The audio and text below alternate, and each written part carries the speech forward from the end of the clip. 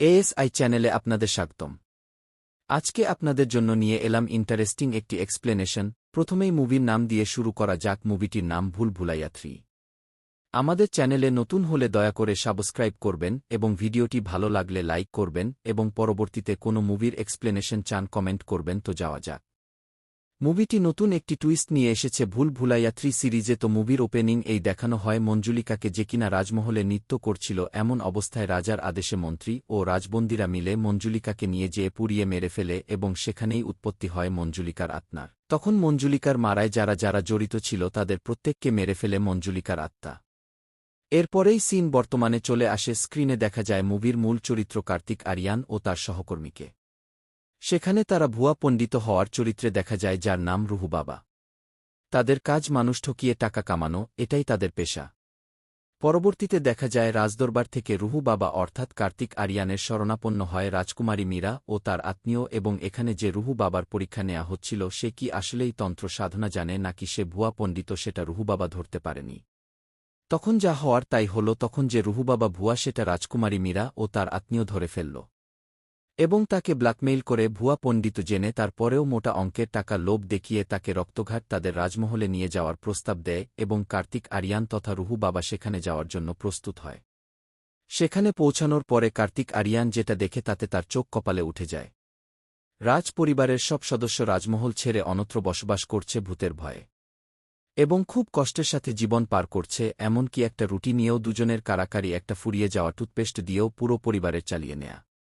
তখন রুহু বাবা চিন্তায় পড়ে যায়, ওনাকে কেন আনা হলো এবং এত টাকা লোভ দেখিয়ে তাকে আনা হলো, আর রাজপরিবারের সদস্যদের একটা দিন চালিয়ে নিতে নুন আনতে পান্তা ফুরানোর দশা। এবং তখনও সে ঠিক বুঝতে পারে না তাকে কেন আনা হলো এখানে। তো স্ক্রিন চেঞ্জ হলে দেখা যায় রাজপুরোহিতকে, যে কিনা কার্তিক আরিয়ানকে দেখে আবেগাপ্লুত হয়ে পড়েছে এবং রাজকুমারী মীরা ও তাকে নিয়ে রাজমহলের দিকে হাঁটতে থাকে। রাজমহলের মধ্যে যাওয়ার পরে কার্তিক আরিয়ান বুঝতে পারে কেন তাকে এ রক্তঘাটে এ রাজমহলে আনা হয়েছে।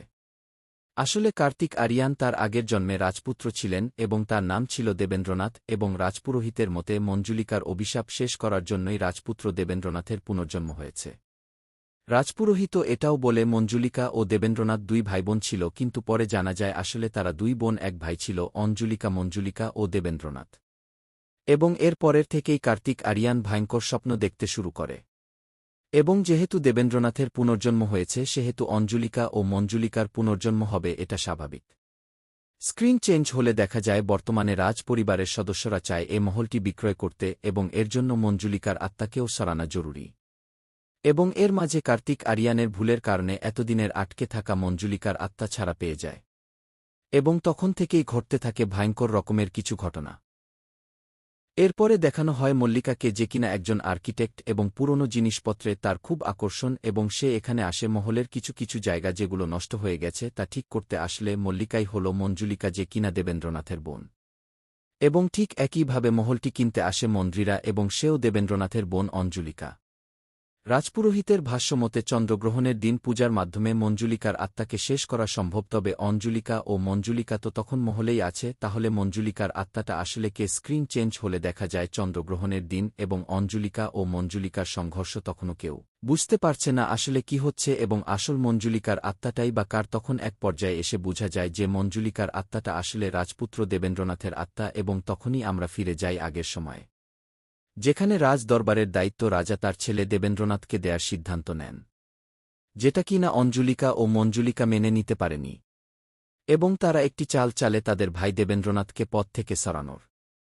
এবং এ সুযোগও তারা পেয়ে যায়, কারণ সহজ সরল দেবেন্দ্রনাথ রাতে মহলে নৃত্য করত কাউকে না দেখিয়ে। এবং নৃত্যর প্রতি তার দুর্বলতা ছিল এবং তার কাছে মেয়েদের মতো চলাফেরা ভালো লাগত এবং এগুলো সবার থেকে লুকিয়ে রেখেছিল রাজপুত্র দেবেন্দ্রনাথ, যা কিনা জেনে ফেলে অঞ্জুলিকা ও মঞ্জুলিকা। তখন তাদের পরিকল্পনা অনুযায়ী তাদের ভাই দেবেন্দ্রনাথকে মেয়েদের মতোই সাজিয়ে তাকে নৃত্য পরিবেশন করতে বলে এবং এর খবর তাদের বাবাকে অর্থাৎ রাজাকে জানিয়ে দেয় দুই বোন। এবং স্ক্রিনের প্রথমে আমরা যে সিনটি দেখতে পাই, যাকে পুড়িয়ে মারা হয়েছিল, সে আর কেউ না, সে ছিল অঞ্জুলিকা ও মঞ্জুলিকার ছোট ভাই রাজপুত্র দেবেন্দ্রনাথ। এবং আমরা আবার স্ক্রিনে ফিরে আসি। এখন দেবেন্দ্রনাথের আত্মা অঞ্জুলিকা ও মঞ্জুলিকাকে মারতে চায়, সে তার বদলা নিতে চায়। তখন রাজপুরোহিতের দেয়া টোটকায় দেবেন্দ্রনাথের আত্মা অনেকটা দুর্বল হয়ে পড়ে। শেষমেশ অঞ্জুলিকা ও মঞ্জুলিকাকে বলা হয় দেবেন্দ্রনাথের আত্মাকে জ্বালিয়ে দেয়ার জন্য, কিন্তু সেটা তারা করে না। তারা আগের জন্মের ভুল বুঝতে পারে, সে ভুল তারা দ্বিতীয়বার করতে চায় না। তারা রাজপুত্র দেবেন্দ্রনাথের কাছে মাফ চায় এবং এক পর্যায়ে রাজপুত্র দেবেন্দ্রনাথের আত্মা তাদের মাফ করে দেয় এবং দেবেন্দ্রনাথের আত্মা মুক্তি পেয়ে যায় এবং মুভিটি শেষ হয়। এইরকম এক্সপ্লেনেশন আরও পেতে চাইলে আমাদের পাশেই থাকুন, লাইক করুন, সাবস্ক্রাইব করুন। ধন্যবাদ।